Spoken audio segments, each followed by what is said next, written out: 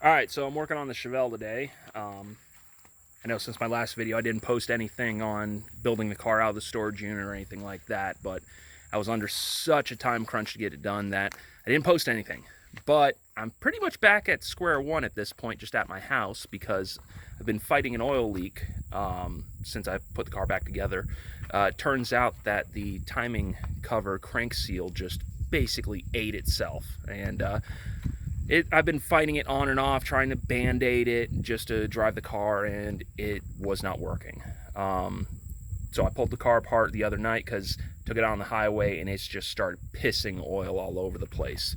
And so pulled it apart last night, got the dampener off of it, and found that the crank seal is just gone. It's actually chewed up. So trying it again. So this is the point I'm at now. I've got the whole front end taken apart, and I'm doing the sketchiest thing I have ever done working on a car. I'm in gravel, basically in my yard. I've got jack stands sitting on just thin wood that's been sitting outside. I don't even know how strong it is, but yeah, the car's sitting on that. I have an engine hoist from Harbor Freight that that bolt isn't connected to anything. It's just kind of in there, and it's actually bending. But it's just I have to do that because I bought the small hoist, not realizing that it wouldn't fit over the front of the car.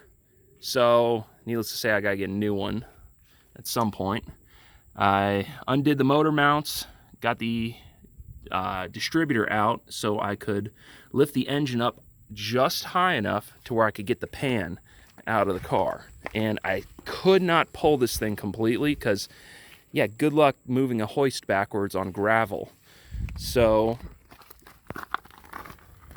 to alleviate some of the pressure, I've got a jack underneath my transmission pan just to give it that little bit more, but I got the pan out. So if anybody actually wants to try and do this, basically the key to it is you have to set the dowel on the crankshaft in the 6 o'clock position. What that does is it spins the crank to where most of the weights, at least the ones that will hit, are up in the block. At that point, you can actually get the pan out in between the cross member. So, yeah. Definitely not a fun one, but I'm trying to do this right. The whole reason this is even leaking and was a big issue, when I first did the camshaft in this car, I took the timing cover off and could not get a new one on without cutting the front seal off of the oil pan. This car originally had a one-piece gasket from Felpro, which is great, but I couldn't get the timing cover off. And so I was in a small garage and just decided to cut it. I put the little slip-in one that comes with a new timing cover and a little bit of RTV, and it's sealed.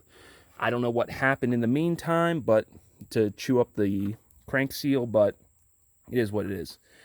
The real dumb part is I actually had this engine out of the car at some point, and I had it on a stand, painted it, everything, and I never thought to flip the thing over, pull the pan off, and put a new gasket on.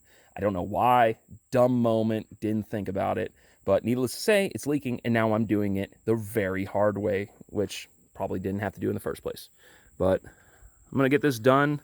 Hopefully, I'll have the car back on the road here tonight and actually get the thing running, and hopefully no more leaks, because this is not fun.